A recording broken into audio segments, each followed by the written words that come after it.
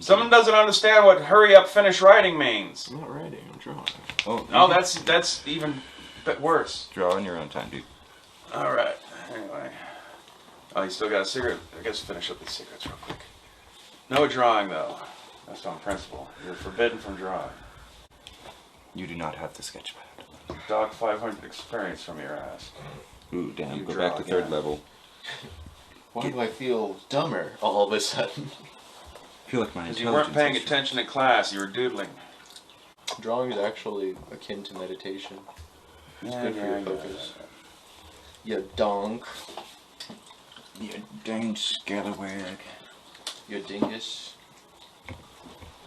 Sounds wise, means nothing.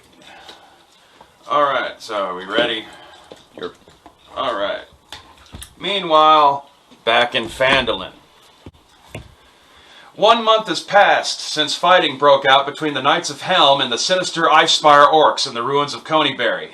Following the massacre of a band of halfling settlers, Helm's paladins were joined by a mercenary company from Yartar and the Knights of Io, and their combined forces drove them out of the ruins to their camp at the Shrine of Savras. Word has reached Phandalin that the allied knights and mercenaries now lay siege to the shrine. Townmaster Harbin Wester has dispatched Ruby and Galandro to go to the Mountain's Toes gold mine to check on the safety of the new team of miners led by Ruby's father, Faldank, and see if they've heard anything about the nearby siege or news of the Furbolg's fate. So, for these purposes, you'll be Galandro, and you'll be Ruby.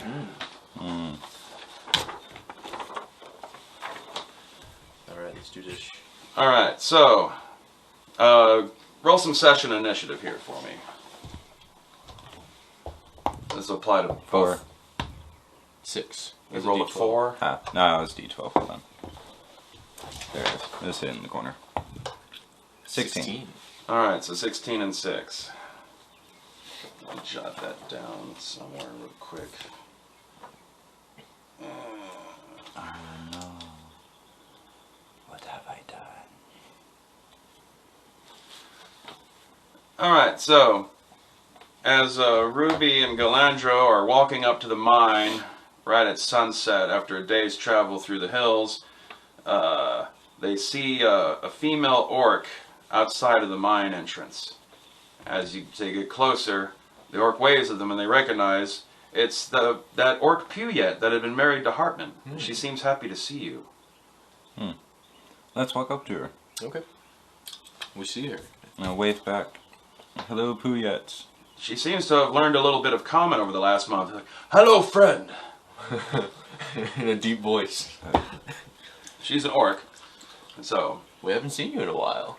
How have you been? What's been happening? Yeah.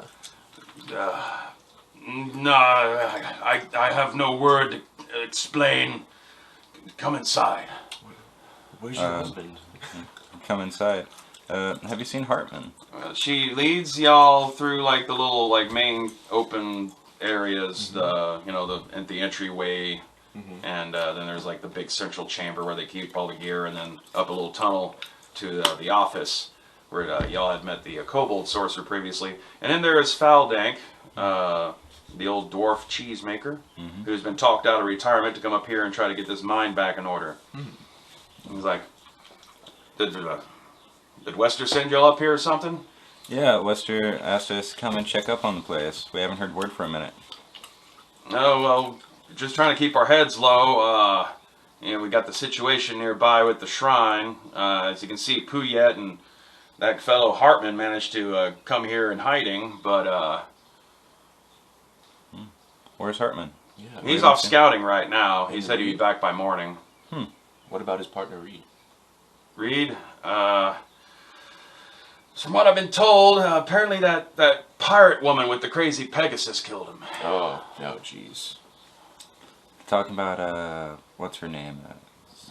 Zareth? Zareth. Something like that, I yeah. recall the woman who fell into the town that one day. Basically, why would she She do was that get to him? Yankee, wasn't she? well, Faldank, he only knows what Hartmann had told him, and basically is that they had killed Reed in his sleep, and then they tried to kill Hartmann and Puyet, but he managed to slay the orc companion that Zareth had, which was the orc that Zareth had been drinking with in her drinking contest. And that several days later, the pirate lady did come by the mine asking around for them, but Hartmann and Puyet hid in the carrion crawler's lair on the side, and then she went away, and they haven't seen her since. And that's basically the information the Faldank has. Wow. So That's curious. A lot of stuff's happened in the past month. I'm worried about Hartmann. Yeah, me too. I hope he's okay. yeah, so We're gonna have to find him. Yeah. Well, Faldank says that y'all can feel free to camp there at the night, either outside or you can take one of the straw beds in the main chamber, or you can head right back to Phandalin to report all this. I think we should head back to Phandalin. That sounds good. Yeah, I'm sure. You don't want to wait for Hartmann to get back in the morning. Oh, They did say he's out scouting, but he should be back by dawn. Oh, yes, that's true. Yeah. We could wait and then see if he's, well, Yeah. we could see his side of the story. Yeah, let's take a rest inside with the straw beds. Sounds good. All right. Well, shortly before dawn, maybe 4 a.m.-ish, 4:30 a.m.-ish, the executioner does return. He seems to be in a hurry and he's excited, and he sees both of y'all and he's like, "Well, it's great to see you guys. Your name was Ruby, yes, and you would be Galandro Luna. Yeah, good. It's good. You got our names backwards, but yes. I am Galandro. This is my friend Ruby. Oh, forgive, it's not my native language. He does a better accent than me. Well, glad you're back, man. We're glad you're safe. We just heard what happened to Reed. Yes, it's not good. Luckily, thankfully, his devastation orb is safe. Apparently, he has Reed's herbalist kit on him, and he pats it. But it's like, me and Puyat are gonna have to go. There's something important we got to do to be able to escape. If you're willing to help us, Galandro, and come along with us, it'd be very good assistance. And Ruby, just in case something bad happens, you should stay here with your father and protect the mine. That's a good idea. And I can tell you more about what happened on the way. Wait, Yeah. real quick. Can I do a wisdom check on that? See if he's lying or if there's any kind of mystery. If you want, sure. Okay. 3. Yeah, no. He seems totally genuine. Okay. I trust Ruby's intuition. I trust him as well. Alright, you stay with your father. I'm gonna go with Hartmann and see what's up. He is quite elderly. Okay, so you can give back Ruby's thing. And now, for combat's sake, What? What's about to happen? Oh shit. Oh no. What are you holding? you can read some of it to him if you want. No, read it out loud. How's the audience gonna hear Personality traits. Thanks for the body. Oh shit. Read the freaking name. I don't know what's happening. Hartmann the Executioner. There's alignments neutral evil. Oh man, the ideals. I'll put it to good use. Thanks for the body, Hartmann. When I fuck your wife, enjoy your time in hell, sucker. Oh god. Assassinate on first turn, has advantage on attacks against foe who hasn't taken turn. Dex saves for damage, success, no damage, fail. Oh shit. Sneak. This is Tara's character? No. Ooh, someone else. Alright. The fuck. Terror doesn't have a character. Orcish and Dwarven. Well, anyway, while he's reading and y'all are walking, you can talk to the executioner, and he gives you the whole spiel about what happened. Most of it's similar to what Faldank already said. He says that Zareth and her red fang drinking companion killed the Furbolg, the orc chieftain, and tried to kill him and Puyet so she could take the golden bell that the Furbolg found. She seems to have taken over the tribe somehow and has aligned them with Cryovane. Githyanki pirates are now moving in to break the siege, and that's why he's in a hurry to get out, because he says that one of their big warship is coming down the mountain, and it's going to attack the shrine. Okay, he already told you the thing about the devastation orb. he does, I guess, bring it up again. Like, yeah, he had time to go and grab his stuff, and he'll keep it safe in the Furbolg's honor. Eventually, though, this night is approaching dawn. Cut through some hills, and you get back to where remember the Goblin mining camp? Yeah. Well, they're at the Goblin mining camp. There's dead goblins all over the place, and there's a little floating, flying skiff anchored nearby. You remember in Thor 2, those little flying, like, longboats they had when they had that chase with the water? It's basically like that, you know, maybe about 15, 20 feet long, maybe about 10 feet wide, enough to carry a few people on it. Has, like, these parasol Chinese wind fan kind of things at the back that flip up and down. And standing next to it are 2 Githyanki warriors. Hartmann pushes Puyet behind a bush and tells Galandro that, like, we're going to have to take these 2 guys out. We're going to have to take these 2 guys out, okay? Okay. So, what I mostly need you to do is just make sure that both guys can't attack me right away. So just keep one of them occupied till I have time to shoot them both. He hands you a little vial of poison. You can use these for your arrowheads and your sword. It'll increase the amount of damage they take.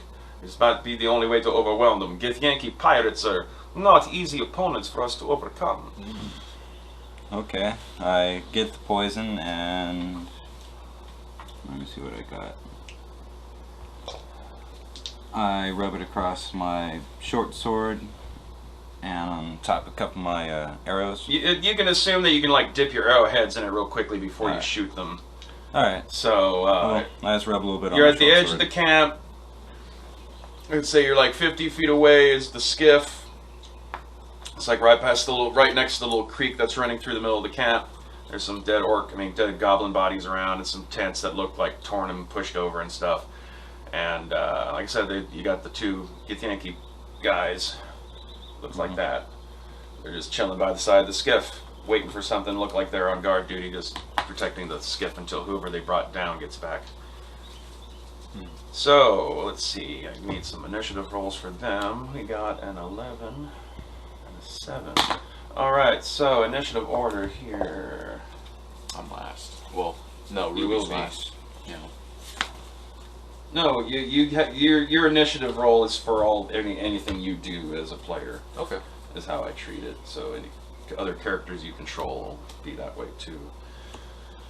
Alright, so you're first, second, third, and you're fourth. Nice. Alright. So you have the first action, Galandro. You want to target one of the 2 Githyanki? Do you want to try to sneak in closer? I want to try to use stealth to try to, like, sneak around a little bit. Okay. And, like, try to find a bush or something I can get close to. Well, you're already kind of concealed over by some bushes at the edge of the camp to start with. You just don't really have much in the way of high ground or anything. So, can I look for, like, a high ground that has decent vantage and shade? Because it is nightfall, right? There is, yeah. Well, it's right before dawn. Right It's like before it's like say like it took an hour and a half to get here from where you were, so it's probably like it's the cusp of dawn, like 6 a.m. Oh, so 6 Like a.m. you're starting to see glow in the sky, but the sun isn't up over the horizon quite yet. Alright, The mountain looks all impressive and shadowy up, looming above. is the sun behind us, or, like, what direction is it? The mountain's to the east, so the sun will be rising up beyond the Sword Mountain from where you are, and you're in the hills on the western flank Okay. of the Sword Mountains. Try to, like, stick close to the shadows and try to, like, crawl a little bit closer. Okay. Well, I mean, that's like your intention is to do a attack. Yeah. Like with what? You want to sneak short up? bow? Okay, so you just want to like make sure you're within closer range. Yeah. Took your arrow. You can use an action. I mean, you can use a movement to get in closer and still make an attack on the same turn. So, pick a Githyanki. The one to the left? All right. Let's see. 1d8 plus 3. You'll need to beat an AC of 17 to strike. So it's You rolling. have advantage. Yeah. No, yeah. First roll stealth to see if you get advantage. 3. Okay. So, no advantage. No. They hear you coming up, but you still get to react before they do as you get closer. 1 die 8. No, you need to roll to attack. No. Roll a die 20. 10. 10. Ooh. Okay. You shoot an arrow and it bounces off one of the Githyanki's armor. Alright. That's basically how I can do. So Githyanki number... Galandro, you fucker! The left one is the one that's next in initiative. He pulls his great sword. Because you move to get closer to him, he's able to take a movement to get within striking range. Let's see, plus 4 to hit. You have an AC of what now? 15? Armor class 14. Okay. You got your shield though? Doesn't say I have a shield. You didn't. You took a shield and a scimitar, didn't you? No, this is Galandro. Oh yeah. Yeah, all he has is a dagger, short sword, and short bow. And a fiddle, but yeah. Rolls a 13 plus 4 is 17, so he hits Galandro. Ooh, with a great sword. For 2 die 6 plus 2 damage. Oh. Live, Galandro. Oh, he will. He does 4 points of damage to Galandro. Oh, that's... Wow. Got lucky, I rolled ones. Just grazed him. Sure, I just thought it He was- runs up and like Took a little slices off. out of you, does like, whoa! Slice like, your wig in half. like nicks your face a little bit. All anime and shit. Some white doves fly. Oh, so I could use a cunning action, dash, disengage, or hide. Yeah, as a bonus action. Alright. You may could, wanna like, as a Nah. bonus, well, No, I'm good. I'll take the 3 points.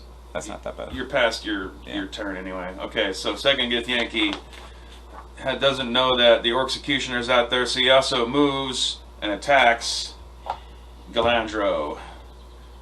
But you get lucky, I only rolled a 3, so he misses Galandro. Alright, Executioner. You got these two Githyanki pirates attacking your buddy Galandro over here. And you got poisoned arrows all up the ass. Ooh. What are you going to do about it? And you're going to have like advantage because they have no awareness of you. I'm not a fighter still, right? You have what's on the character sheet. Oh. Okay. Did I write anything down under class? No. I put a question mark there. Yeah, that's interesting. Sneak attack. Could I sneak attack? Mm-hmm. Plus 4 dice 6 damage on weapon attack that has advantage. Or if targeted within 5 feet of active ally. Alright. Yeah. Definitely within 5 feet. Are my arrows tipped with poison? Automatically assume that you'll tip them with poison when you do so. And it has a thing there about the asterisk about the poison damage. So, the Let's- first Githyanki or the second Githyanki? The one attacking Galandro. They're both attacking Galandro. They're both? Yeah. The first one or the second one? Which one appears to have... They're like, equal. Equal? Yeah, Alright. they're identical stock cannon fodder pirates. I Imagine can't they're use my twins. assassinate. But, okay. I take a... One has a goatee. I want to use my light that's crossbow. And I line up a shot. And I aim... Light I crossbow. aim for like a weak spot in their armor. So That's all assumed. Yeah. You're going to attack them with your crossbow. You have advantage, so roll 2 die 20, take your highest of the two. let's do this. 17 plus 3, so That's enough to attack and hit the Githyanki warrior with an arrow. Okay, so you do how much damage? plus 4 dice 6. Well, roll and what's the damage from... First, roll the damage from the crossbow itself. Plus, is it? It's not written down. Alright, 1 die 8? It's 1 die 8 plus piercing. Or piercing. Let me double check. I guess I didn't write that down for some reason. I think the light crossbow is 1 die 8, or 1 die 6 maybe. There's books out the ass to double check that. That's what I do for fucking putting these things together at 4 in the morning. Crossbow. Light.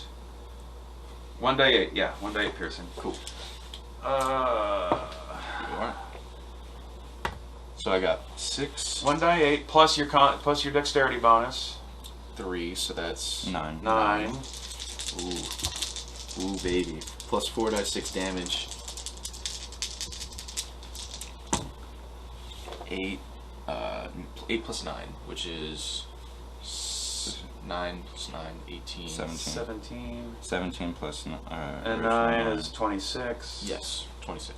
9 is 26. And let's check to see if he's poisoned. He's got to make a Constitution savings throw against a DC of what? It'll say right there, 15. 15. So does he get a Constitution bonus of +3? 7d6 damage. 15 and 8. Okay, he does manage to save. So roll 7 dice 6 and he'll take half that. Alright. Because he's saved from the poison. You still take damage. 4, 6, that's 10. 5, 15, 3, 18, 19. 19. Is that 7? Oh, need 2 more. So that's 20. 21. 21. That's 25. 20. So after 25 is 24. Or 12.5. It's 12. So 12. Okay. And so half that is 12. Yeah. So it's 49 minus 26 is 23 minus 12. Dang, Hartmann. Alright. Here I am, just getting my ass kicked. Yeah, got buffed. Screaming, help! Yeah, you're just tiny little like afro dude. So yeah, you just knocked him down from 49 hit points down to 11 hit points in one strike. Ooh. All right, Galandro. Alright, I use my short sword to just try to slash at the dude that, He just wounded. yeah, All right, beat a 17 AC with your short sword attack. 17 AC. So attack bonus +5, or do I use 9? +5 is 14. So no. No. All right. Yeah, I'm just Yeah. Alright. Just kind of like. Gith Yankee 1, who just took all this damage, he like staggers back and starts to stumble towards the skiff. Gith Yankee number 2, on the other hand, is going to attack Galandro again. He didn't know. Rolls an 8 with his +4. Okay, he unsuccessfully attacks Galandro. All right, it's back to the Executioner. Do you want to attack you want to shoot the Gith Yankee that's stumbling back to the skiff, or do you want to shoot the Gith Yankee that's still totally fresh and attacking your good buddy Galandro here? I'll shoot the one going for the. I mean, we can't communicate, but Yeah, but that's yeah. You Go for the one killing me. I'll get the one on you. All right. So advantage, and No, they're aware of you now. but if it's 5 feet within. Oh, he is still 5 feet. Yeah. Yeah. So I got 17. 17, and then That's roll to hit. So that's the light crossbow +6 attack bonus. Jeez. 6. Oh wait, no, I already rolled to attack. Now it's damage, right? Yeah. Okay. you beat a 17 though. That's the Yeah. point. Yeah. Okay. Yeah. So yes, damage once again. You Four. roll your die 8 +1, or whatever your constant, or whatever your strength bonus or dexterity bonus is. The attack bonus is +6. What is your dexterity bonus? +3? And then Yeah. this is Okay. +3. So 1 die 8 +3 damage. 8 So that's 8. +4 So 12. +3. Oh 15. god damn it! Just roll them all at fucking once so I can know what the goddamn numbers are. +6 and +5. Yeah. So What are you rolling? I asked for a die 8. die 8 would be 5 plus 3, so that's 8. Minus 8. Okay, 4 die 6. And so he got 6, 4, 5, and 3. So 10, 18. And then poison damage. And then he gets to make a save against the poison damage. So can he beat a 15? No, he takes full poison damage. 7 die 6 of poison damage. Dang. Roll that all at once. So this is just. We don't have 7. Give me a second. Okay. How many more do you need? 3. 3. Damn, my arithmetic is garbage. At least you remember arithmetic. Right. Okay. 6, 5, 2, 4, 2, 5, 6. Alright, so that's 12. That's 22. That's 28. That's 30. So 30 points of damage. Dang. You kill him in one shot, Damn. Just goes right through his neck.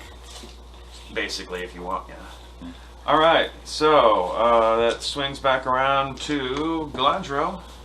I want to. The guy in front of you drops dead with an arrow in his neck, and the other.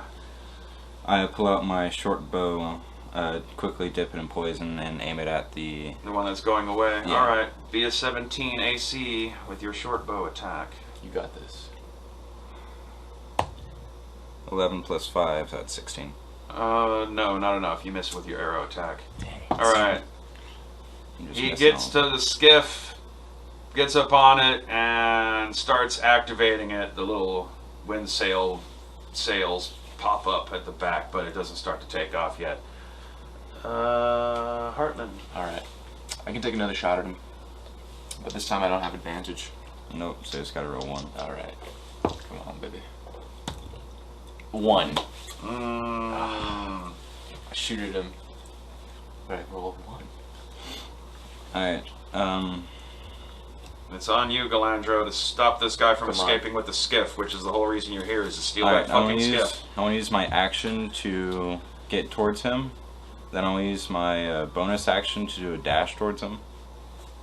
Dash. You gain extra movement equal to your speed for this current turn. You don't need that. You're close enough. You could use your regular movement. Just jump Alright, on the just use skip, regular yeah. movement to Yeah. like get up towards him. Yeah, am I up to him, like within range to attack? You can use your dash to get to him, your movement action to climb in, and still have I have an one. attack instead of having had to use your attack to make a movement. Alright, so yeah, I do Like that. you did. Alright, so you're going to attack him with what, the short sword? Yeah, pull out the short sword. I just try slashing at him before anything happens. Alright, beat a 17. Come on. Stop screwing me over. Nope, 15. 15 plus, what's your bonus? No, it was 10 plus 5. Okay. Alright, he Dang. turns around, Galandro, you're useless. Tell me about it. strikes with his great sword. Really. 11 and 4 is 15. Armor class 14. Alright, so you take 5 and 2, 7 points of damage. Okay. You're still up. Yeah, I'm alive. Executioner. I go for the crossbow one more time. Let's do this. And I got advantage this time. Goes on within range. 20. Nat 20, baby. Alright, you're assumed to kill him. Yeah. He's only got 11. You will overwhelm him with damage too quickly. Especially with everything doubled. Just the basic minimum damage doubled His head from all your explodes. poison and everything Yeah. else. Alright, so you kick the Githyanki body out of the pirate skiff. The executioner grabs Puyet out of the bushes and they run up to the skiff. They get in. Hartmann starts activating it. He tells Galandro that he'll drop him off outside of Phandalin. And welcome to another session of Planescape. Hartmann and Reed go to hell. Let's do this.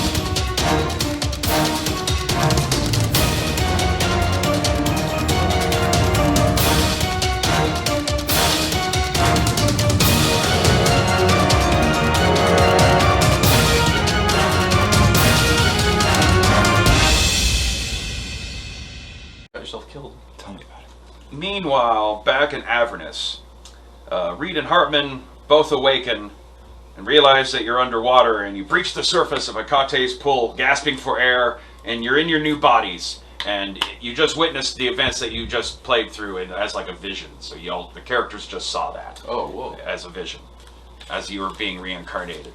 So Did we just see from the perspectives that we were in, or did we just see all of it at once? Kind of all of it at once, kind of Alright. like from a third person floating above kind of thing. Alright. So, I look at Hartmann. and you realize that Hartmann doesn't look like Hartmann. Hartmann looks like a Githyanki pirate. You see a Githyanki pirate in the pool with you, and you pop up and you see some sort of like weird blue, like, you know, Atlantean, Lemurian looking kind of cat. So I start freaking out because you look really crazy. I Like, jump "Whoa!" out. I jump out and I start attacking him, What? thinking this guy is trying to kill me. What? Throw him a punch. I start like fighting him too, like trying to fight him off. Where'd Hey, you whoa, put whoa, whoa, Hartmann? chill. Where'd you put Hartmann? I am Hartmann. And I have a new voice. My accent's gone. No, you should still have your accent. No, I shouldn't. I don't want it anymore. I don't want to do an accent. Oh, I told you not to do it. I told you. Alright, I wake up, I look at my hands. Get the Yankee I'm accent. blue. And I'm like a dark Grayish. grayish, yeah. And The room is quiet. It's dim. Like there's just like some candles on a ledge that rims the wall, providing the light. The priestess that was there is gone, Oh. and but the big gold statue is still standing, looking over the little pool that you're in and stuff. Alright, You find that the petitioner clothes that you had on are gone, but all of the other gear that you have is all neatly piled nearby on the floor. Is that you, Reed? is that you, Hartmann? Yeah. Why are you naked? Well, am I naked? All the petitioner clothes that you were wearing Or gone? are gone. No more so, armor. Yeah, I don't yeah. have my equipment. Yeah, luckily y'all happened to buy some clothes from the company store anyway, so you can get up and go and put your clothes on. And, Didn't I took off my armor redress. before. Yeah, Yeah, you're carrying it. but you never said that you were taking off the stuff under your armor. So Okay. Good idea. All right. either way, your petitioner stuff is gone. Like get the Yankee. Your team herbalist sticking kit is still white like petitioner gear, but it's still there.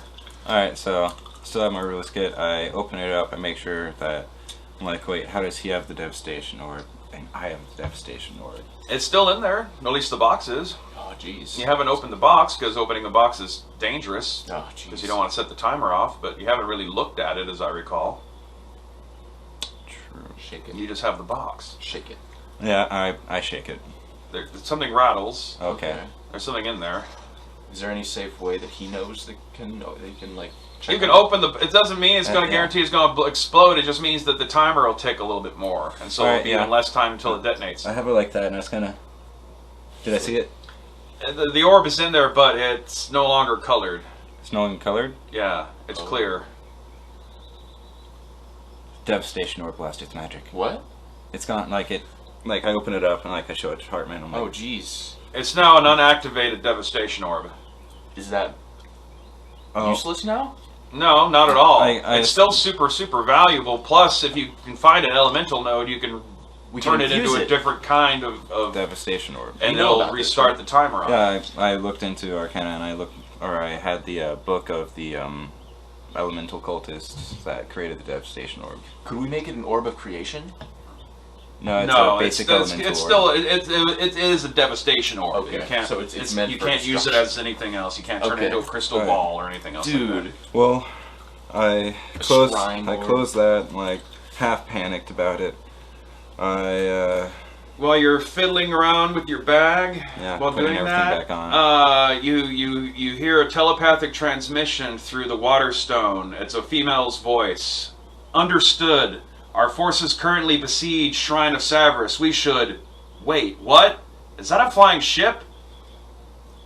The transmission ends, but a second later you hear this odd telepathic transmission telling you to come try the barbecue at the Dixie Pig in the city of Dis, second level of Baator.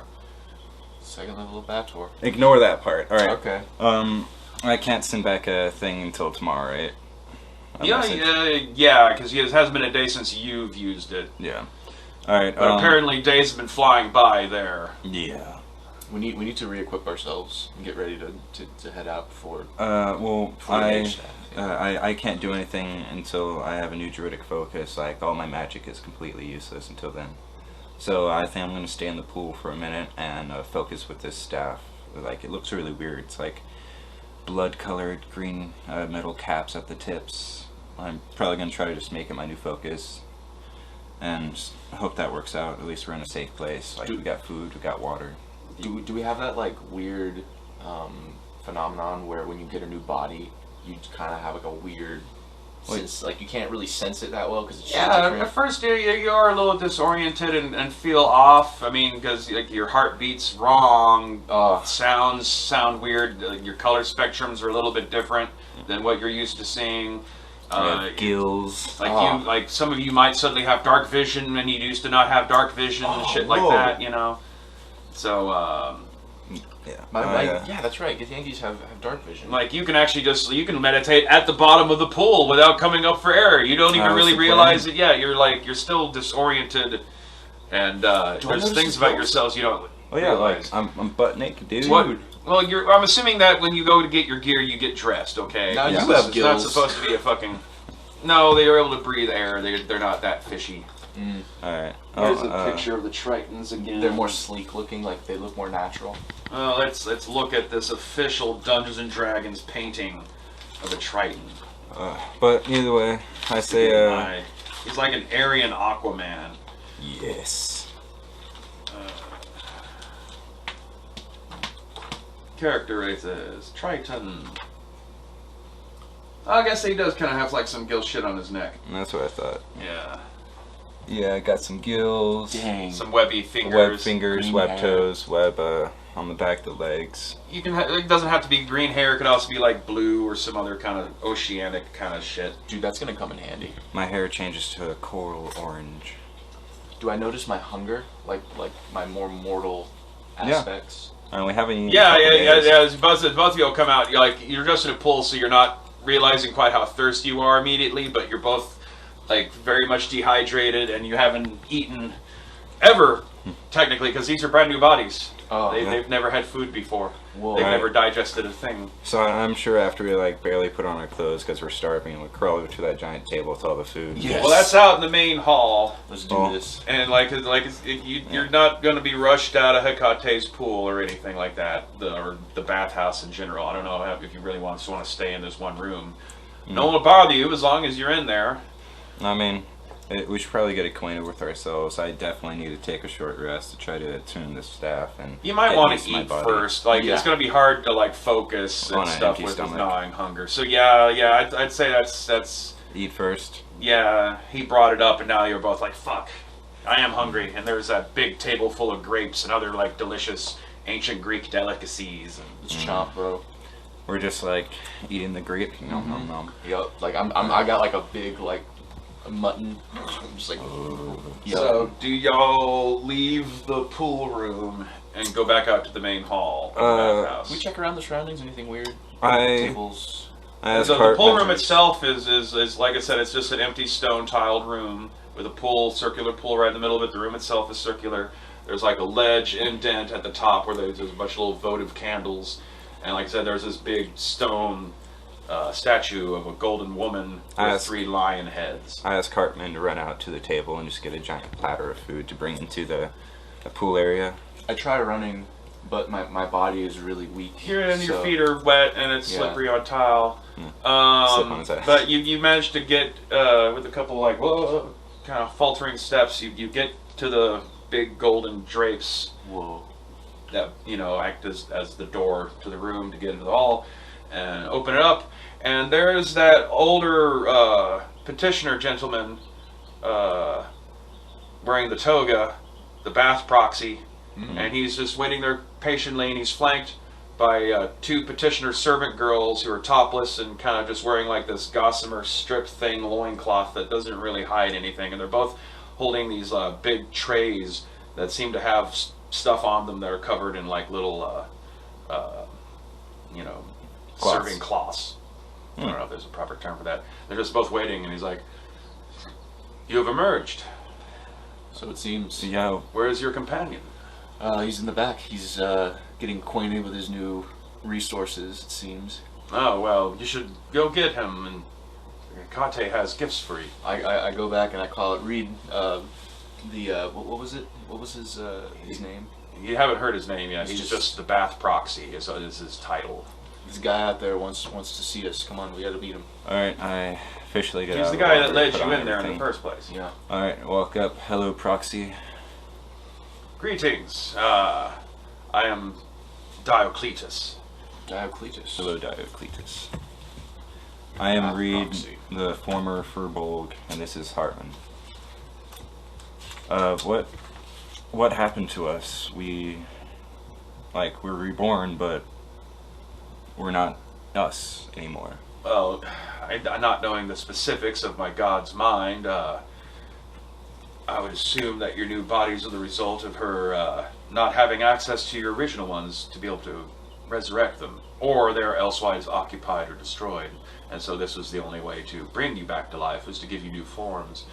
And, well, that they're not identical to the original ones, well, might just be a bit of the quality of Hecate herself. She is a little bit of a trickster. I saw an image when we were being resurrected. I noticed that my body was being usurped by another being. I couldn't really tell or know who exactly it was, but he was helping two of our friends, Ruby and Galandro. But he seemed very dark. His personality has switched a It's little definitely bit. not my personality. I can't tell you what. There's all manners of entities and beings out there in the greater universe that are capable of possessions and other sorts of trickery. So that's for a mystery for you to unravel yourselves. What's Jared's character's name again? Zareth. Zareth. It was that This bitch, guy- Zareth. Okay, this guy would Right. know absolutely Yeah. zero about anything you're Yeah. talking about right there. We need to But- get back and get our bodies back. Hartmann said you had something for us? Oh, well, our Mistress Hecate wanted me to convey to you her thanks for joining our religious order, of course. All right. Wants to present you with some holy symbols to carry of her. He presents two medallions, or not medallions, amulets. They don't look like how they look on the pictures here. They're both identical. They're like a gold medallion that's got a symbol that looks like an arc of the horizon and a crescent moon right as it's setting, and that's the symbol of Hecate. Alright. The one he gives to you functions like that, and the one he gives to you functions like that. Whoa. It's detection. Dang, that's rad. While wearing this amulet, you are hidden from divination magic. You cannot be targeted by such magic or perceived through magical scrying sensors. It's weird. Dude, But sweet, so they can't detect me.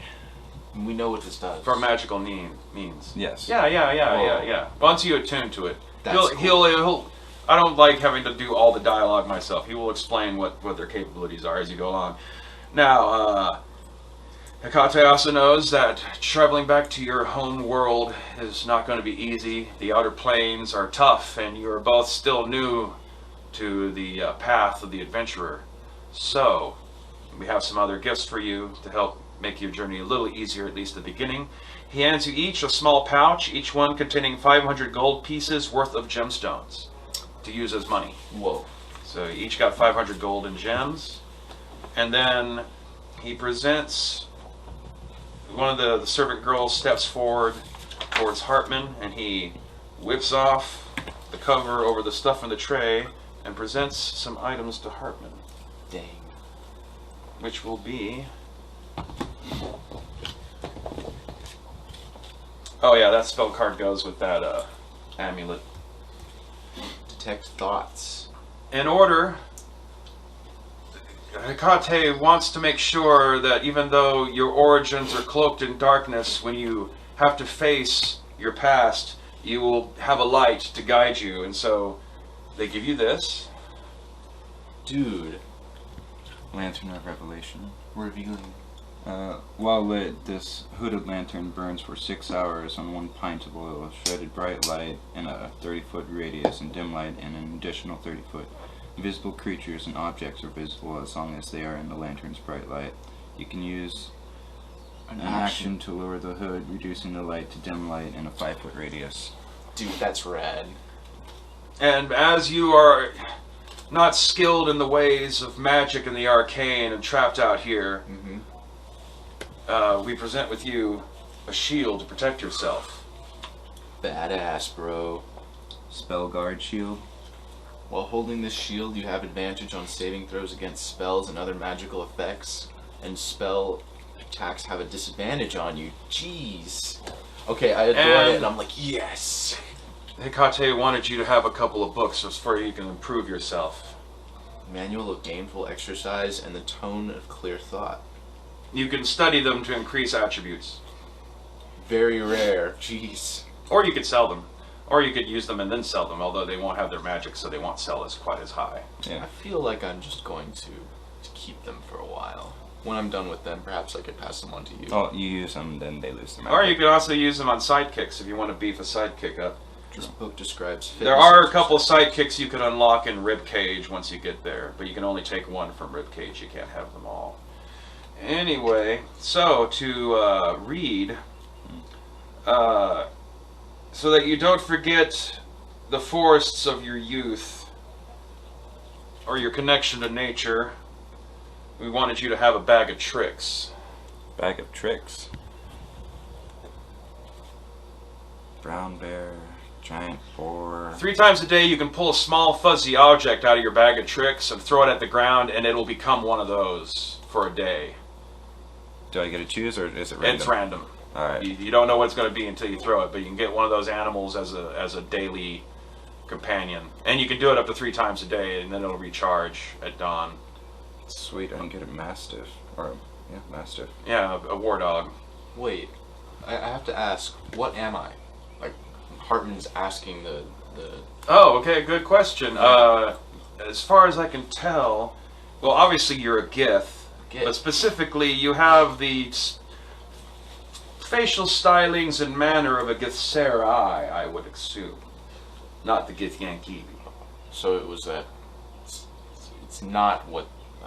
damn, what's her name? Zareth. He wouldn't know, because he doesn't know Zareth. It's not what Zareth was. You're the opposite race of... The enemy race of Zareth. enemy, yes. I look at my hand and just take a moment to just really observe my body and like know And what I am. Hecate knows that you have an interest in magic, and so he thought that this ring would help you.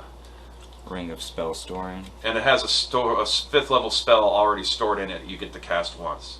But you can't really store spells in the ring until you cast that spell, because right now it's using up all the spell slots. You can store 5 levels worth of spells in it. So you can store like 5 1st level spells, 1 5th level spell, a 3rd level spell, and a 2nd level spell, All that so kind on of and so stuff. forth. You can just have up to 5 levels worth of spells kept in it. It's a way you can cast a spell into something during downtime, and then you have it as emergency backup in case you've already used all your spell slots, and you really want to cast Thunderwave one more time.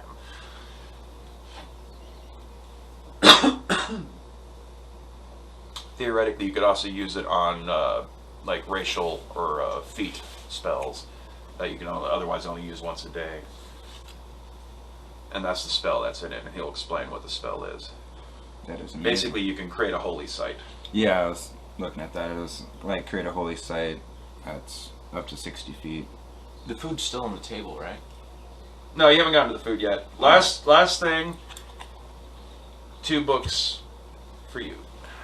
Tome of Leadership and Influence and Manual of our Bodily Health. What? Well, I mean, my guy is like decrepitly ill despite his size. 10 One in boosts strength. your charisma, one boosts your constitution. Yeah, because my constitution's only 12. Dexterity and strength are still super low. But thank you, Hecate. Now, before you go, Hecate has one other thing to offer, if you wish to take it.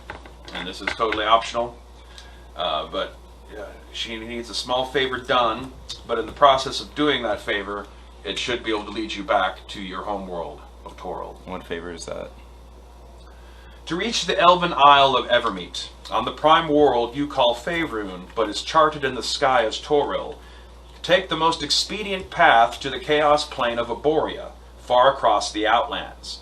There you will find holy Mount Olympus, home to the pantheon of man, of whom Hecate is but one. Climb to the mountain's flank to find the shrine of Hera, Queen Mother of the Olympians. By her blessing, you shall have her protection when you travel on to the neighboring realm of Arvindor.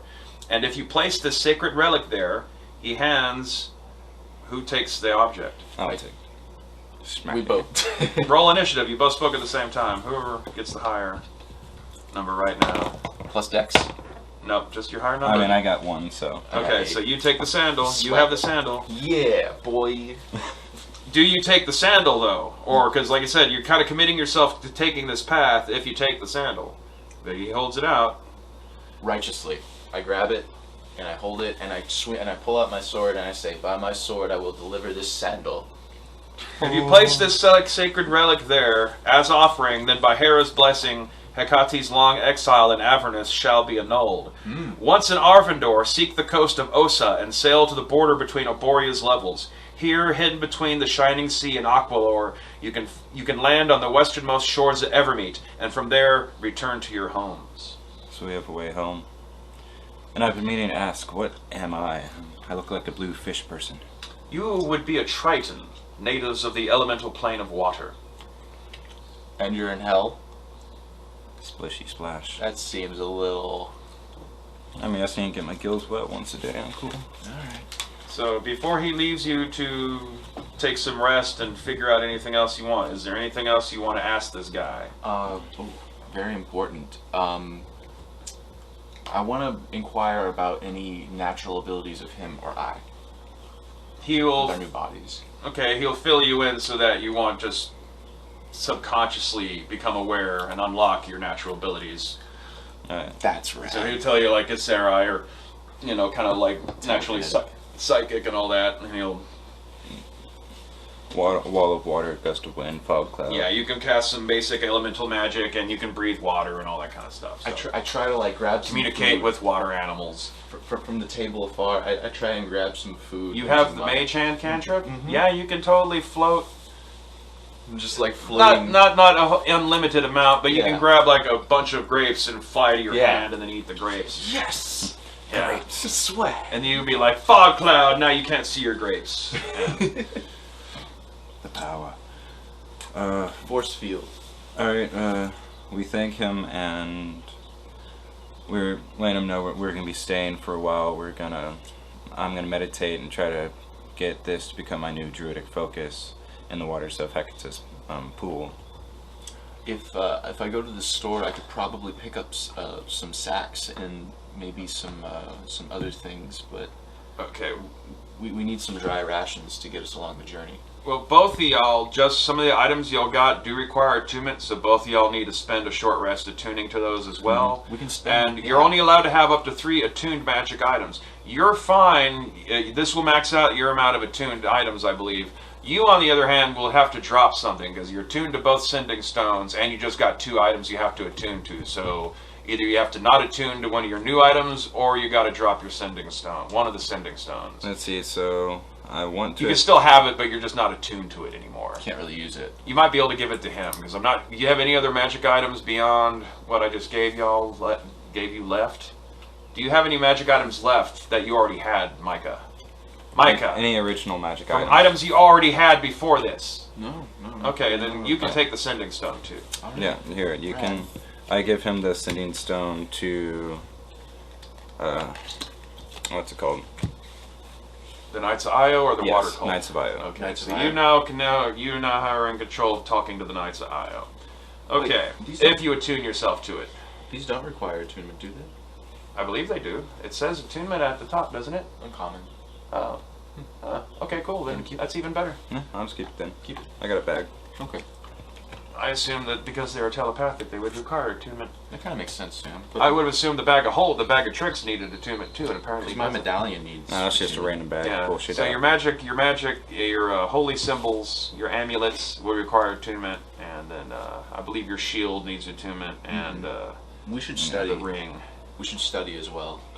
Yeah, Well, look at the rules of the books. You have to spend like 48 hours over the course of 6 days studying that. So Is you that get enough? Geez, and time dilation as well. So Yeah, if we you stay don't. here- Yeah, you don't want to like be reading these books in hell. You can just hold on to them till later, until you have time to rest and actually do them. yeah. I think the proxy and pay my respects. Yeah, we thank the proxy. Wait, how much was the gems you gave us? 500 gold each. So you have roughly 1,000 gold worth of gemstones now between the two of you. The goddess is Hera, right? Hecate. Hecate. The goddess you're taking the shrine that you're taking the sandal to is Hera. All right. Hecate. And you need to reach Arborea to be able to get to Mount Olympus, is what he said. Do you want me to run through these instructions again so you can write down these directions? Because directions in the outer planes are important because of the spaces. It helps a lot in navigating to actually have some amount of guidance. He doesn't tell you how to get to Arborea, but he tells you what to do once you're at Arborea. Alright. And Hecate is the goddess of what? Magic and trickery. She's a goddess of the moon. Her domains are magic and trickery. Alright. She's a moon goddess. Way out. What is it? Trickery, huh? Okay. So, once you reach Arborea, you will find Holy Mount Olympus. Climb to the mountain's flank to find the Shrine of Hera. And after that, travel on to Arvandor and seek the coast of Ossa, O-S-S-A, to sail to the border between Arborea's levels, where you will find the western shore of Evermeet, which is an island on Faerun / Toril. Apparently, what they're saying is Toril. Faerun is just the name of the continent. And the planet itself actually has a different name. And which is good to know, because some people might not know what the fuck you're talking about when you say Faerun, but if you say Toril, they're like, oh, okay, yeah. what's after you get to Hera's shrine? Go to Arvandor. Cross Arvandor to seek the coast of Ossa.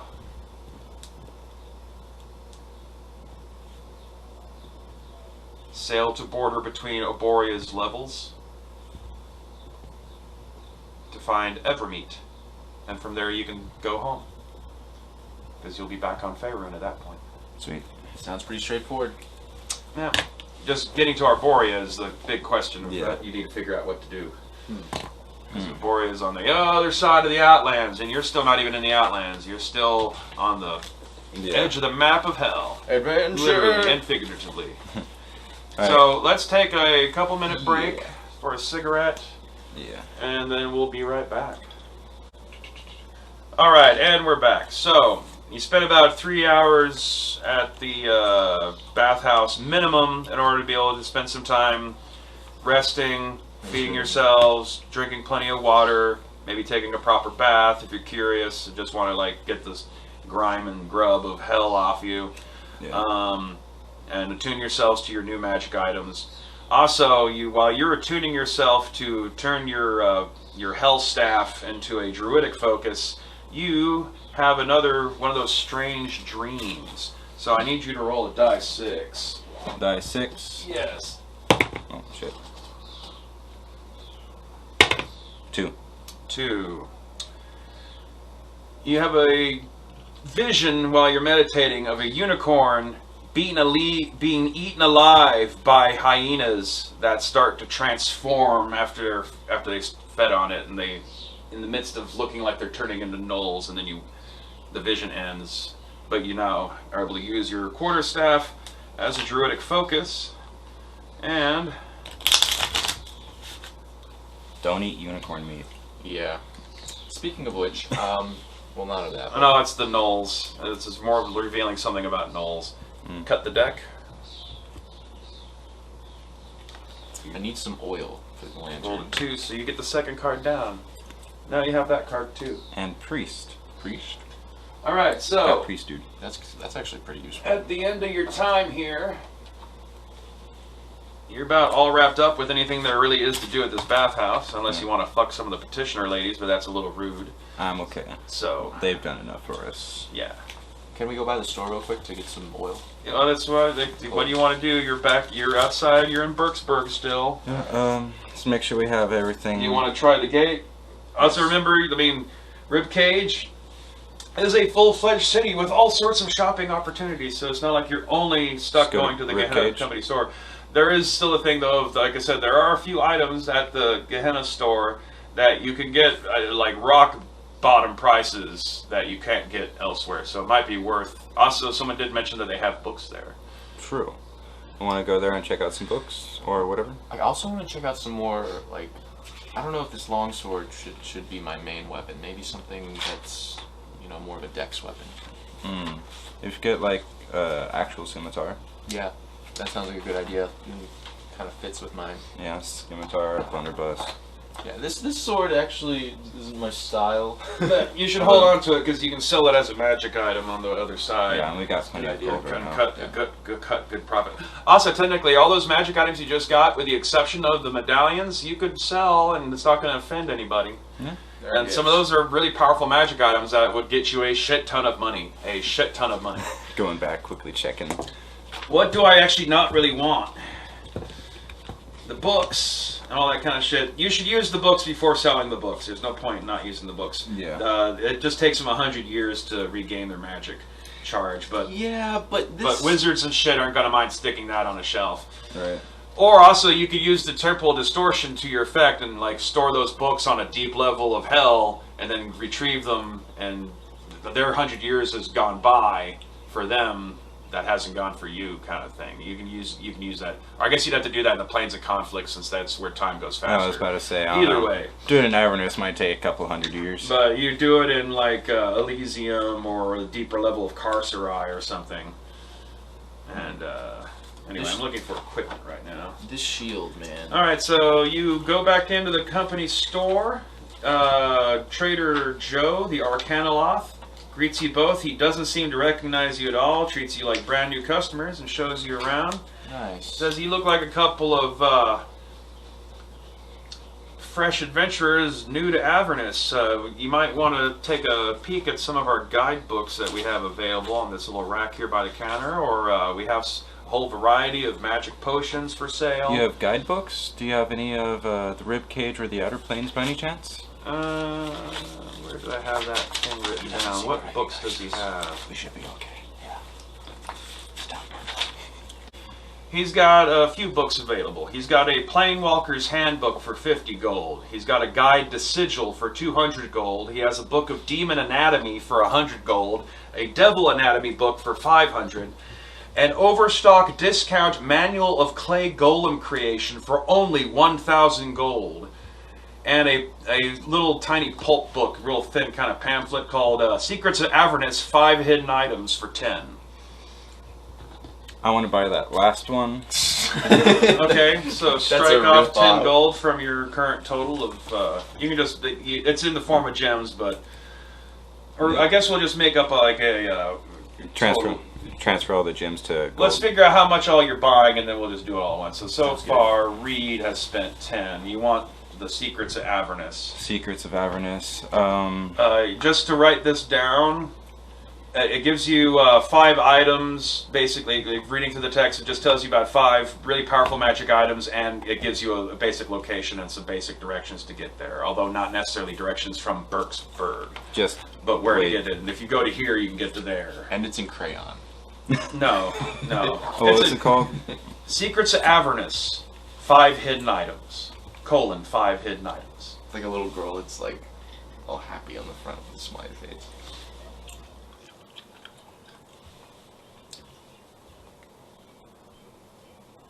Right.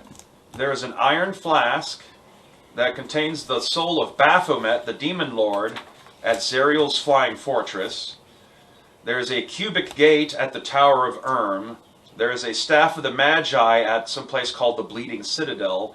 There is a ring of 3 wishes on the guardian of the demon zapper, and there is a first edition tome of the dragon in Tiamat's lair. I might not have access to this page forever because this is just session notes, so you might want to write these things down. New Iron Flask, Zerial's Flying Fortress. You bought it, do some work. That's rad. This is all assuming you'd like things maybe to come back for later. Unless you're like, man, that just sounds like a really good idea to have this thing. A cubic gate at the Tower of Erm. A cubic gate. That's a curious name. Well, it tells you a little bit about the item in question. What is the cubic gate? It is a little square box, and each side of it It's like a big giant die 6 basically, and each side of it's keyed, so if you press the controls, it'll open a gate to that dimension. At least one of them has to be rooted to the prime material plane. And then it's keyed to 5 other dimensions. So. And what was the third one? Staff of the Magi is at the Bleeding Citadel.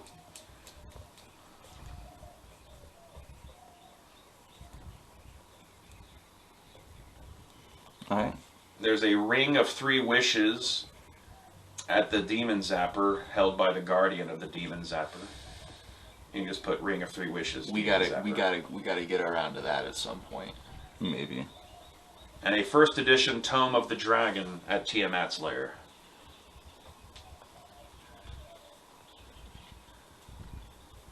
Which has a magic user from Faerun that tickles some memory in the back of your mind. You've heard of that before, the Tome of the Dragon. That's a famous, dangerous book. Yeah, isn't that the one that can help summon Tiamat? Amongst other things.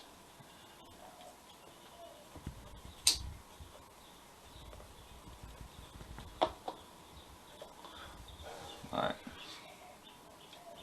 Alright, so the other books he had was a Planewalker's Handbook, a Guide to Sigil, Devil and Demon Anatomy, and the Overstock Discount Manual of Clay Golem Creation. Which is normally like something that costs like 100,000 gold, and he's just selling it for 1,000. But you're also way too low level to use it yet. Yeah. But it's one of those things like you can trade that and make a shit ton of money off the trade. But you need to use up most of what your money you have, or you'd have to probably at this point trade in something you already own to make the difference. True. But like I said, Demon Anatomy for 100, Devil Anatomy for 5, Guide to Sigil for 2, 50 gold for a Planewalker's Handbook. And for Sigil, what area is that? That's the City of Doors at the center of the universe, basically. It's on top of the spire in the middle of the Outlands. From there are gateways and portals to everywhere, if you can find them. It's also where the factions of the Outer Planes, they're basically their base operations, and they run the city. If we spend pretty much all of our money and have to trade something in, and we get that, and whenever we go to Ribcage, we 10 times our profit. It's a good idea. And I said it will be a little bit random what buying offers you get, but Ribcage would have people who'd be interested in buying that off you. Wait, probably. no, you said roughly 100,000? Like in general, look, let's see, I have. Because then it'd be like 100 times profit, and that'd totally be worth it. Very rare is anywhere from 5,000 to 50,000 gold. So that's still 5 to 50 times profit. Yeah. Do you want to spend the rest of our gold on that? Or you can also hold on to it, and once you're to a point where you can cast 2 second-level spells in a day, you'll be able to safely create it without taking psychic damage. And you can make a clay golem as I can make 3 second-level spells in a day. Which page is it? Oh, wait a minute, or is it 5th levels? Let me double-check that one. Medieval clay golem. Here it is. I can't remember what I remember you shouldn't be able to do it yet, because it's a challenge level 9 creation. Rope. We need to get rope. So, rope, oil. Yeah, there are still basic items you want. Yeah, might as well skip it. I don't think we're going to have enough for it. A backpack. Yeah, because I only have my little... Okay, yeah, you have to be able to cast 2 5th-level spells. Yeah, that makes more sense. That's going to be a while. Okay. That's... Yeah. It's just something to tempt you, like, ooh, I'd like that. Just but I'd blow my entire wad. I'm just licking the glass. Give it to me. So you still have, would you want a Planewalker's Handbook, a Guide to Sigil, or any of the 2 anatomy books they have? Planewalker's Handbook. It's only 50 gold. You'd have access to be able to look in my Planewalker's Handbook, because that's for player access too. If you need any money, man. I mean, we both got roughly the same amount. You can also buy, well, you already have a wand. But... Yeah, Planewalker's Handbook. Okay. No healing potions? They have a whole variety of potions available. Healing potions, no. Okay. Let's see, and... So, rope, oil, Planewalker's Handbook, Secrets of Avernus. So what does it say in the book about the costs for rope and oil? Who's buying what? Right now I'm just doing you under your money. Alright, Planewalkers, pretty much I bought 2 books so far. You spent 60 gold out of your 500. Yes. Hartmann over here wants some rope and what? Oil for the lamp. Okay. A backpack, some like traveling gear, you know, the basic. The prices are on there. Write down a shopping list and tell me what the total is going to be, and I'll deduct it from your 500. I'm going to let you know what you have left. I'm going to do an explorer's. Unless you have a few coins, I think. Yeah, I have like 5 coins initially. Or a few. I think you should spend get a couple of them. I think you should get some kind of pack as well. I'm going to get an explorer's pack. Well, you still have your herbalist kit. Yeah. This place sells potions. You could buy herbalist ingredients from here. True. Let's see. There should be a thing for that in the equipment section there. Powdered rhubarb leaf from adder's stomach. Yeah, you're gonna want a water skin as well. Leaf of sumac. Oh, actually, yeah, I definitely need to get a water skin. Alright, let's see here. Do you want to check this out? One sec.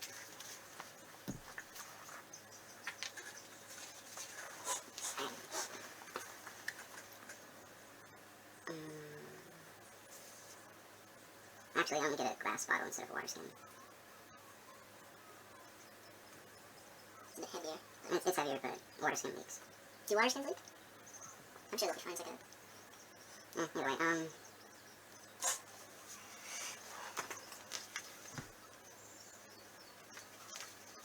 I'm looking at something real quick.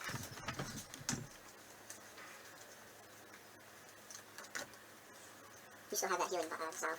The only thing I have now is a single use of Keokthum's ointment. Do you want to look at their selection of potions? Yeah. What selections of ointments and potions do they got? Prices vary depending on the rarity. And do they have any other kind of bullets for my pistol? You can buy more of those. Okay, I'm gonna buy a bunch of those. About, let me check. And some more powder per shot as well. That's all kind of soon to come with it, so I just want to see if they got prices to here. Firearms, bullets. It's 3 gold per 10 bullets and an appropriate amount of gunpowder. So, also remember you gotta carry this. So, yeah, every 10 bullets is 3 gold. So for 30 gold, you can get 100 bullets. Yeah, I'll put that down. They weigh about 20 pounds. How much for the decanter of endless water? Fucking lead bullets, yeah. I could just do an extra 50 for how much gold? 15. Yeah, that sounds good. Okay, that's good. So you're spending 15 gold on bullets. Have you gotten the prices yet for rope? Yeah. Tell me prices on stuff you're buying here. Alright, so for the rope, and I'm assuming it's not the silk rope. Actually, you can assume it is a silk rope. This is a Yugoslav trading company. They got some fairly nice stuff. It's 10 gold pieces for the rope. Okay. Did you want to buy a scimitar? Scimitar? Let's see. Or another finesse fighting weapon, so you can use your dexterity? How much is it for the decanter of endless water? What rarity is it? Uncommon. I could use a rapier. It would be piercing instead of slashing. But does 1d8 instead, which is a little better. Anyway, what did you say again? How much was that? Uncommon. Uncommon. It's more expensive as well. That'd be 500. 500? Yeah. But it is endless water. How fitting, you could probably get a trident. Yeah, but sadly, I don't. You don't have the proficiency? Yeah. No, you get the proficiency of tridents automatically as a trident, don't you? Oh, I do? I do. Yeah. Double check that. You know what? Get one of those and you can throw it like 20 feet, 20, 60 feet. Can I just buy like a trident tip to put on top of my staff? No. Damn, I already attuned to it. Alright, there's the other things about your character, you haven't, like, you know, you're new to this, you'll slowly discover these things. One day, in some circumstances, you pick up a trident and like, holy shit, I'm good with this. Not pretty sure about that. Live up to 100 years. Amphibious. I really don't feel like trucking. Okay, I guess I don't have anything. Okay, I guess you don't automatically get Triton as a thing, because I don't see it in here. Yeah. Okay, so it's not like elves where they all get longsword training. Yeah, there's amphibious, you have some basic elemental powers, you can talk to fish. And you have resistance to cold damage, and you're not affected by like deep underwater pressure or cold. Alright. Okay, I know what I want to do. So, are you going to buy a scimitar or a different weapon? I'm going to get a rapier, I'm going to trade in a longsword for it, like, so the rapier's only 10, and then I'm going to get a dagger. Okay, and, so how much are you spending altogether on your rapier and dagger? So, the dagger is 2 gold pieces. The trade-in on your sword is going to be half price. If he doesn't know you just sold you that sword yesterday. Or hell, just earlier this afternoon. 4 hours ago. Can I bargain to get full price? Damn it. Fuck it, I'll keep it. Alright, how much are you going to spend on a rapier and a dagger? 25 gold for the rapier, and then 2 gold for the... So 27? Yeah. Because you can still sell the sword in the next round. And they are still all green skill items. Yeah. And I need some, You don't want to buy another pistol? You need one? It'd allow you to use your 2 attacks with pistols, because you have 2 loaded pistols. So you could do like the Blackbeard thing, shoot, go up, shoot. Yeah. That's a good idea. Unfortunately, that's not in there. Let me see here, go back to pistols. I have twice the amount of ammo. And I could probably sell them when I get back, just keep one as a souvenir. Yeah. Oh, just get kobolds to make you stuff. I guess friendly. Man, I'm stocked. I got shield, I got two of those, I got like... You walk into the planes like... Right, with a sword and a rapier. And a dagger to boot. Man, I'm loaded.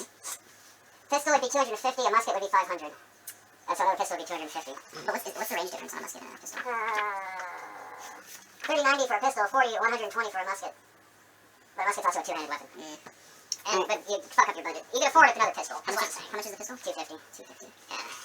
Can I buy a... Also, like, you could replace your junk armor with real armor while you're here. That's right, unless it's leather, if it has metal in it, then it would count as a green steel item. I wonder if I can do studded armor, then. Anyway, did you buy anything else besides the books? Oh, that's right, I was about to say, I want to buy a new chain shirt. Okay. How much? How much is chain now? Sure. 50 gold pieces. So make it, yeah. 50 gold? 50 gold. Alright, so you've sold 100, you've spent 110 so far. Hartmann has spent, since you haven't decided on the pistol yet, you spent 25, you spent 52 so far. Use it cheaper. Did you buy a backpack? How much you want for a backpack? The gold, the Explorer's pack is 10 gold. Alright, so you're gonna buy an Explorer's pack? Yeah. Alright, so make sure you write all this shit down. Yeah, I got you. As you're declaring that you're buying it. Yeah. Might oil. It'll be a +1 to magic armor? After you leave Baator, yeah. That's what I was thinking. So your AC will go up by another 1 after you're off Baator. Sweet. It's effective magic, it's not actual magic. Yeah. On basic, oh geez, that breastplate's expensive. Yeah, that's why for you. And you still have traveling expenses and all that other kind of stuff. It's like they didn't just give you these gems just so you just go buy a bunch of equipment. This is also so you can feed and house yourselves. Yep, so I got Avernus chain shirt. I just got the plain walking hand. You just call it like hell chain mail or whatever. That's dope. So yeah, anything here, like, give it a name that's got hell in it. It's not a hell, it's not a dagger, it's a hell dagger. It's a hell rapier. Alright, let's see. Hartmann, do you want to replace your junk armor? Of course, yeah, most certainly, but not the breastplate. Keeping your junk breastplate. And also, you want to try to use armor that you can still use your dexterity in. You're kind of a bit more of a swashbuckler than you are like a knight fighter. So why don't you go for a study blade? Because then there's no cap on the dex modifier. You can keep adding to dexterity. Sure. Well, yeah, sort of. And it's the same. It's almost the same as the chain. Well, the chain shirt's the same. And you have a shield now, so you'll get a +2 to your AC because you got that magic spell guard shield. I'll get the same as in the chain shirt. Okay, yeah. Alright, so that's 50? Mm-hmm. Alright. Do you want to buy the pistol? No. No? Okay. It'd be better if I just kept that. And I also want to get... bullets, rope, explorer dagger, and rapier, explorer's pack, armor. That's all I got down here so far. And you, I got armor and 2 books. Yep. Oh, you want to buy a pack? You want to look at getting herbalist ingredients? Basically, just buy a new herbalist kit, but you really just assume that you're keeping your old one, unless you don't want to keep this white petitioner. I want to keep the white petitioner one. Okay. Sentimental value. Plus, it's unique. Yeah. It's white leather. Oh, Ed. Want to buy a water skin? Actually, I want to buy a glass bottle. Okay, how much is that going to cost? I think, let me see. Yeah, I got multiple player's handbooks. It's the whole point of having fucking things, so people have to keep sharing books. Glass bottle is 2 gold pieces. Okay, and a water skin? I don't need to buy the water skin. If I buy the glass bottle. Okay. Unless you get the glass bottle, just broke. I mean, I can always use medium. You can get a gourd. Just find some squash and carve out a gourd. Right. I actually wish I had a gourd. I totally choose that. But yeah. Okay. And that also means, as I say, anytime you want to look at the Planewalker's Handbook, you're able to do that now. Sweet. Should we buy some bedrolls? They come with the Explorer's Pack. Alright, so... You don't know if you're going to be camping out anywhere yet. You're still, like, dealing with city environments at the moment, so I don't know how much of a priority that is. You don't never know, man. It could be a long journey. You're re-gearing up, and you got some money now that you know. Earning money means you're spending more time doing side missions, so it depends on, like, how fast you want to get back to your home, where there's a massacre of Coneyberry, and the Executioner is running around fucking Hartmann's wife, and others. Shit. And apparently there's a war going on with all these Nightly Orders fighting with Yankee and Orcs. Because we, threw them together. Yeah, and Seraph's stealing your golden bell, or at least that's what the Executioner says. Yeah.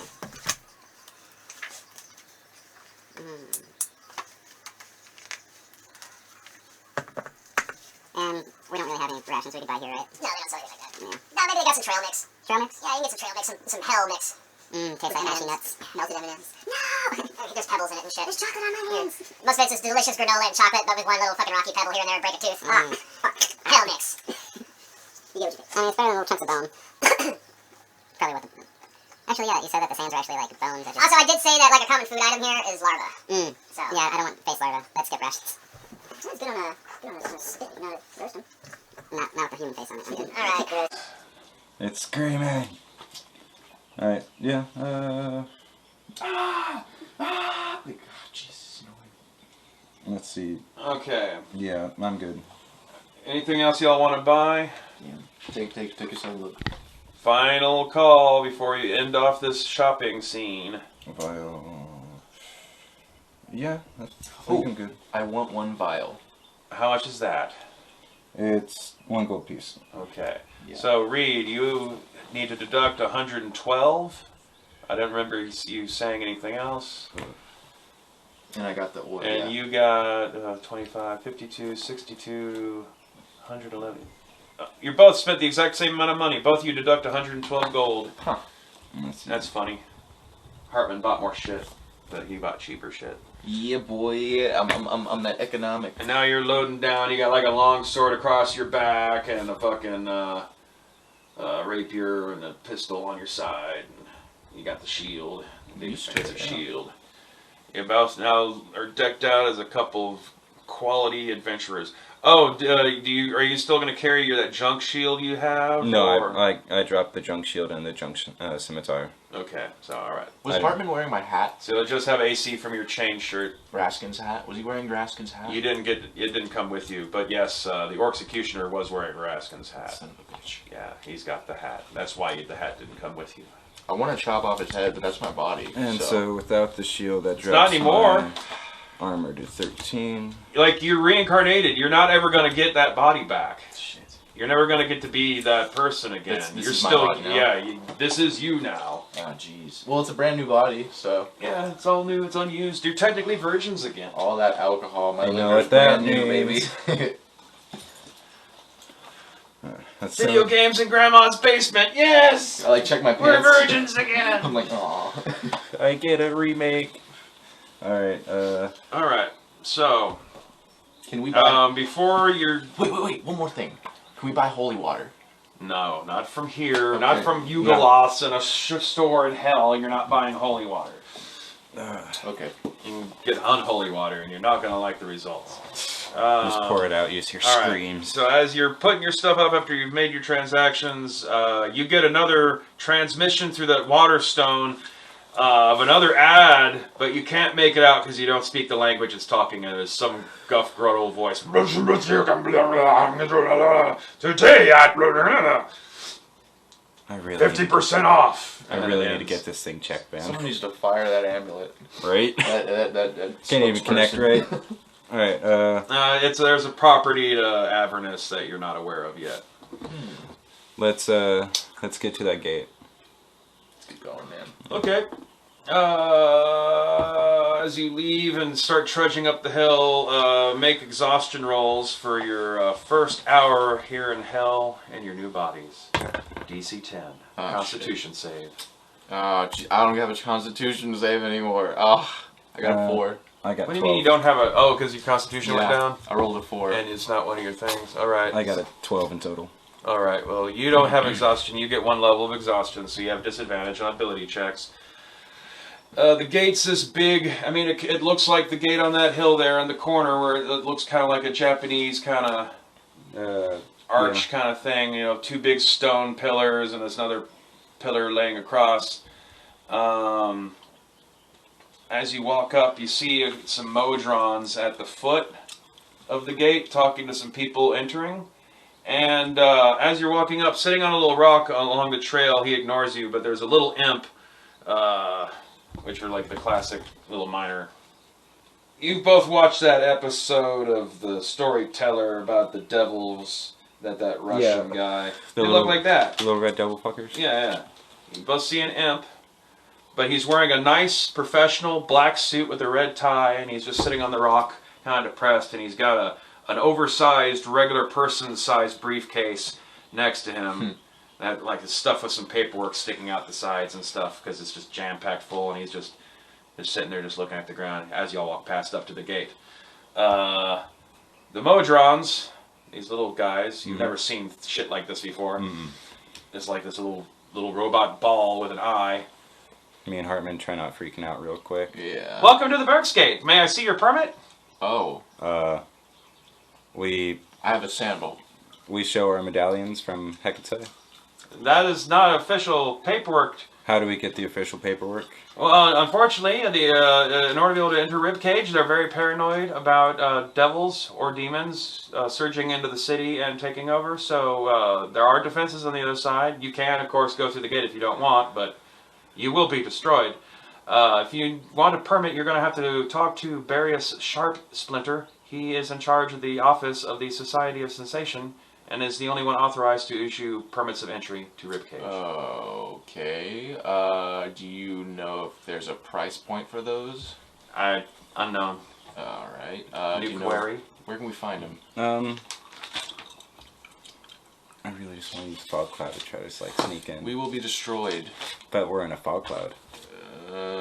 I don't. When they say They have destroy, defenses Yeah, at the other side that are supposed to keep out magical armies of devils and demons. Yeah, so fog if they cloud. choose to annihilate you on the other side, they probably can. Let's be responsible about this and go get our permits. But we might have to make a deal with the devil. You know what?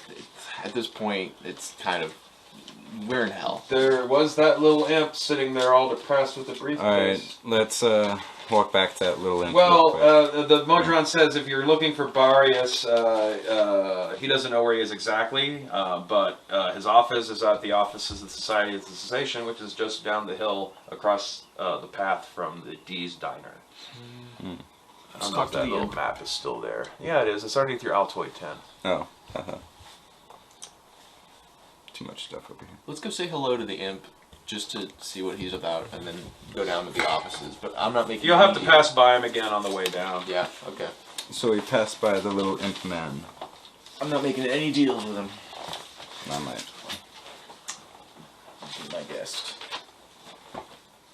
As y'all walk up, he sees you walking over. He's like, "Ah, you boys having trouble getting in, huh?" Saw Yeah. that. Any chance you might be able to give us a permit? Well, that's a coincidence that you happen to ask that. I happen to have an extra permit that's good for 2 passes, so that would work for 2 of y'all. Y'all just wouldn't be able to come back. But I can't go there myself right now, and I got some paperwork I need delivered to the governor of Ribcage. So if we could maybe work out a little deal, it would be in my interest to let you have those permits. You wouldn't even have to come back. My thing is, I don't like making deals unless I'm the one making the deal. It's No- wise of you to no- be down here in this particular level of hell to have that kind of policy. But unfortunately, this is what I can offer. You can go wait for Barius Sharp's Splinter to get back. He is out of town right now, though, so he might be back by the end of the week. Who knows? You'll just have to sit and wait day by day until he gets back and find something else to do with your time. But I can understand you not wanting to negotiate for a contract. It's cool. It's not like it was all that big of a deal. You just got to go to the other side, arrange a meeting with the governor, give her this paperwork, and convince her to set up a meeting with me. The Modrons will send word through me through here, so I can go in there. It's dangerous for me to go in. Unfortunately, dangerous. here on this level of hell, I am stuck as an imp. I'm not supposed to be an imp, but it's my punishment. Anywhere else in the great multiverse, I'm myself again. But here, I'm a fucking imp. And what is your original form? oh well. My original form was an imp. I mean, we all go through this big, long chain of, promotion. But at one point, I used to be in charge of the entire layer of Malboj. Oh, hi, my name's Moloch. Hello, Moloch. Hi, You Moloch. shake Moloch's hand? No, do not touch Moloch. Okay. Sure, I shake his hand. All right. Pleased to meet you. It's just part of my politeness. Well, Can I let's make an see. insight check to what he said about being an imp? Yeah, if you want. All right. 18 plus 3. He's being completely honest. Everything he just said. Apparently he's the former demon lord of the level of Malboj, but he's been demoted, and every time he comes back into Baator, he's forced to be an imp again, so he doesn't have access to his full powers. And he's allowed to go, he can be himself elsewhere, but if he tried to go into Ribcage, he would resume his original form, and then all the magic defenses would be very much pointed at his ass. And so he's got to get permission to enter, but they don't normally allow devils in. So he needs you to go, meet with the governor, give her this briefcase that's got some evidence of a conspiracy, and that's what he wants to talk to her about.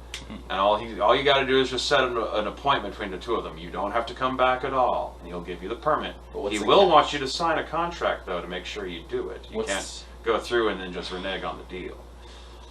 What's the catch on the contract? There's that is the contract. He just doesn't want the contract is to make you do it. If you break the deal and renege on the deal, a demon lord, a devil lord who is only an imp in hell, but is not an imp outside of hell, will be quite pissed at your asses. So, But you also could potentially have a friend in Moloch. You could potentially go ask around and see if anyone in town knows anything about Moloch before making a decision. Or you could say no thank you and go to the office of the Society of Sensation and see what's up with Barius. He did apparently, though, seem to be telling the truth when he said that Barius was not in town. So you might be stuck waiting day after day until Barius shows up. And you only have 47 hours left until... But do they even know it's us anymore? That's a question. The Arcanauth at the store didn't recognize you, but Hartmann is like the chief legal officer of Hell, so he's probably you want to play that risk. All right. Basically, the way it works is every day you stay in Berksburg waiting, you roll a random encounter for that day, and one of those random encounters is Barius gets back. And pissed off. Well, he wouldn't be pissed off no, over anything. I was thinking of. But we have a limited amount of time to get out of here. All right, let's sign the contract. Oh, jeez. Okay. Okay. We already shook his hand. Yep. All right. Fucked anyway. We're already in hell. Hartmann signed the contract. All right. I'll sign the contract. All right. Got any pen and ink? What do you need? My blood?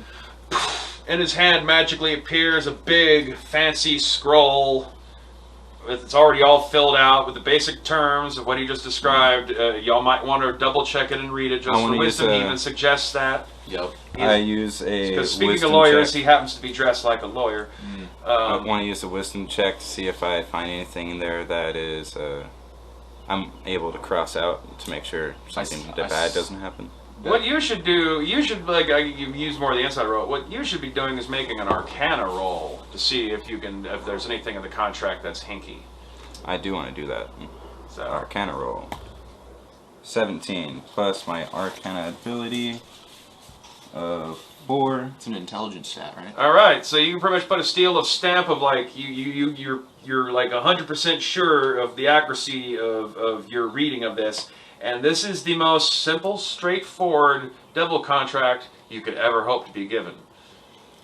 Does it say anything about our souls? Nope. You're not his petitioners, nothing like that. Just a simple deal. You're already tied with Hecate, so like you're not bargaining for power. You're doing him a favor. Technically, you have the leverage. He's asking you to do him a favor. Yeah. And in return, he'll give you the permits. I mean, I'm sorry, I rolled a 7. Unless there's anything else you want to negotiate for before you sign the contract. Like, I don't know if just the permit's enough for going to all this trouble. But he might himself cancel and say, like, okay, well, never mind, guys. If you're willing to give us a soul coin with the permit, we'd feel a lot better about it. What, did I already sign my name? Like, 100%? Neither of you have signed yet. Not yet. Okay. I was reading it first. This is a new body, and I think I want to use a different name. Are you going to You're change still your name? Hartmann. Yeah, I'm still Hartmann, but And for the purposes of a devil contract, you do not want to be putting a false ID down on that. Yeah. That voids the contract, and also you now have a demon lord who's a demon lord everywhere else except for here. But eventually, you're trying to get out of here, and so you really want Moloch on your bad side. No. But I would like to roll for another Gith name real quick at some point. I mean, Just wait, there'll be opportunities. Wait till you actually meet some Gith Yeah. Gith's their eye. Before getting into that, you're like jumping ahead. Anyway, let's see. Why was I looking up Moloch? because he's a dark. Yeah, he's a challenge level 21 fiend everywhere else, and so yeah. Yeah, let's just sign the deal. It seems pretty straightforward. That's what he's supposed to look like. Oh fuck. Yeah. Oh, what a nice looking guy. Yeah. Okay, yeah, just Not a bad person to have as a friend. Because, like I said, you're doing him a favor. Anyway, I guess. Oh, that's what I was looking at for. You're gonna need to roll a persuasion roll to see if he'll kick you a soul coin. all right. I got it. Okay. I don't know why you want one, but okay. Let's swag it over. They're useful. They are like important Great bargaining magical chips. items, though. So let me get back to Moloch here. There's a lot you can do with that. The ferryman. We could take one of us. Yeah, but we don't need to use the ferry. We don't. But this way we'd have a soul coin to use for any reason. They Although- have stats. Let's see. He's got a wisdom of 18. Okay, so beat an 18 with a persuasion roll. So that'd be your charisma, and if you have the persuasion skill, which I don't believe you do. I do not, but charisma's +2. Okay, so beat an 18 with a +2. 20, not 20, plus Wow. 2, 22. He'll give you a soul coin each, because he thinks that's what you meant by that. Alright, Perfect. so you each get a soul coin. Yeah, boy. As soon as you take possession of the soul coin, you can feel the anguish of the soul that's trapped and bound in the coin. And if you carry more of them than you have a constitution modifier, you will have disadvantages on various rolls. And if you don't have a constitution modifier, you've already exceeded your limit. Constitution plus 1. Yeah. So. Okay, so you can only hold the one coin. What about you? I don't. Alright, so it's distracting. Keep carrying it on you. We could probably. I do have saves on Constitution, so I'll be fine. Alright. Yeah, I'll be fine. Alright. Well, like I said, it's not that it saves, it's like it's distracting you and it's going to give you disadvantage on ability checks. Even after you get rid of your exhaustion level, you'll still... But could we use that soul coin at the shop that we were just at to potentially buy something extremely valuable? Of course. Oh, yeah, you can. Soul coins. Let me look at the soul coin stats since we're doing this. Got this. I'm like, dude, this is kind of Ari. I was like, dude, I want to get rid of this. Yeah, this is gross. For one thing, they're like What are you talking about? very So creepy. rare. And they have full trade value unlike other magic things. So it's a wondrous item, uncommon. Okay, so it's not on hell. There's a lot of them, so they're not that bad. So let's see what's the full value of an uncommon magic These item. 500.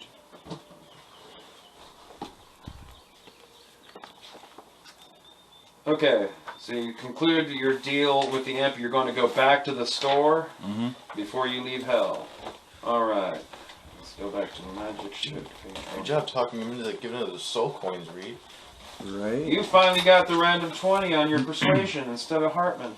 Tell me about it. It took only forever. Right? Alright, so uncommon. So each soul coin is worth 500 gold. 500? Alright. Oh, dang, son. So you can go in there and you can buy your clay golem manual if that's what you're wanting, or you could get the flask of unlimited water or any other magic potion that you're eyeballing. Or you can just exchange it for gold and not have these screaming souls in your pockets as you leave and go to other realms. I do want to buy that. There are other properties to soul coins.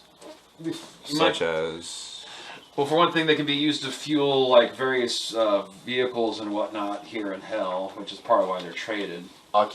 You can have both of them. Keep one, sell the other one. and then sell the other one. And if you An evil creature can carry as many soul coins as it wishes. A non-evil creature can carry a number of soul coins equal to or less than its Constitution modifier without penalty. Carrying a number of soul coins greater than its Constitution modifier has disadvantages on attack, ability, and saving throws. That's even worse. A soul coin has 3 charges. A creature carrying the coin can use its action to expend 1 charge from a soul coin to use it to do one of the following. Drain life. You can siphon away some of the soul's essence and gain gain 1 die 10 temporary hit points. Or you can telepathically ask the soul a question and receive a brief telepathic response, which you can understand. The soul only knows what it knew in life, though, but it has to answer you truthfully. You can potentially free a soul by destroying the coin, and they're used as currency. And some vehicles, like various basic hell ride kind of shit, will have like a fuel slot. You just pop the coin in, and it'll give it another day's worth of energy or some shit like that. Just like a little quarter machine. Yeah, exactly. interview the soul coins real quick. Like, who are they? What are they? Just yeah, I pick up one of the soul coins and I ask it, "Who were you?" in life. You get a response back. Random. Who's going to be here as a petitioner? One of them's a hobgoblin that was slain by some evil humans that were attacking their peaceful mountain village that had just happened to look like an evil fortress, coincidentally. And, you know, they farmed weapons and death, but, you know, it was the humans that were at fault, and that's why he's here in hell. And let's see, the other one has a weird accent you don't recognize. Kind of came from a desert land that surrounded a beautiful river valley, and he was originally here because he was a follower of the god Set, but he was captured as a petitioner as he was crossing from the petitioner's gate to reach Set's domain, and here inside of Avernus. We should keep the Hobgoblin. Hobgoblin? We should keep the Hobgoblin. Or you can get rid of both of them. Probably can get rid of both just so they're not on my mind.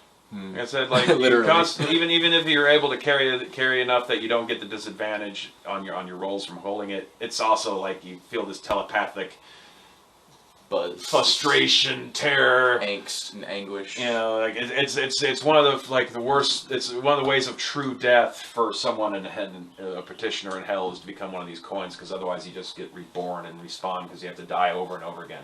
And other levels of the outer planes, petitioners, if you destroy them, then they're gone for good. But in hell, it's part of the punishment aspect of it is the being reborn over and over again. What if you crush or destroy a soul coin? Then they get You broken can release free. the soul. Like I said, you can destroy the soul coins and release the soul, but you lose the value. Yeah. I mean, well, unless you want to keep it around and siphon hit points out of it for fights, in exchange for having to put up with the guilt of carrying this fucking thing. Yeah. Turning around and selling them, or holding them and using them so that a ferryman will take you by the river Styx to another dimension, instead of having to go through the ribcage gate. But you've already agreed to do that because you signed the And contract. we need to get Hera's sandal to her place as well. Well, there's other ways to get to Olympus. There's lots of different branching paths. Yeah. Which is why I wanted to know. Because right now you don't even know how to get to Arborea. You just know you need to get to Arborea. Yeah. Well, let's quickly go to the store. We sell both the soul coins. Okay. And So you get 1,000 gold coins. I used 500 that to buy the Clay Golem. Do you want the Clay Golem? The clay golem is 1,000. Yeah, that's You wanted to buy that jug of water, didn't you? yeah, the never-ending jug of water. Decanter of endless water. Yeah. All right. Let me So see. you now have a decanter of endless water, That's gonna be useful. and you still have 500 gold. That's So I guess you can split that between the two of you, or if you want to buy anything else. Stream produces 1 gallon of water. Any potions? Yeah, they have a bunch of potions. Nothing real great, but they got a bunch of potions. If you want like ability enhancing potions. Yeah, definitely. Everything, they have like a complete and total set, a line of alchemical creations. Ignore the healing potions, because that's just basically like the alchemy batch of magic items. Oh, did you want to buy a herbalist kit so that you're effectively replacing your herbalist ingredients? Yes. Okay. Yes. So I guess find out how much that costs here.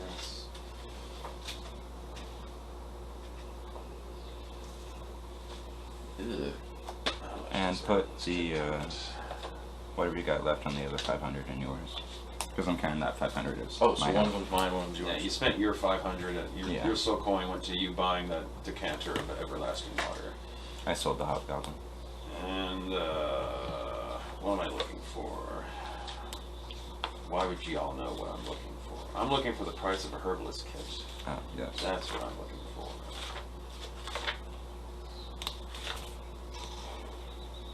What? Healer's kit. I guess healer's kit's The the fire same breath. thing.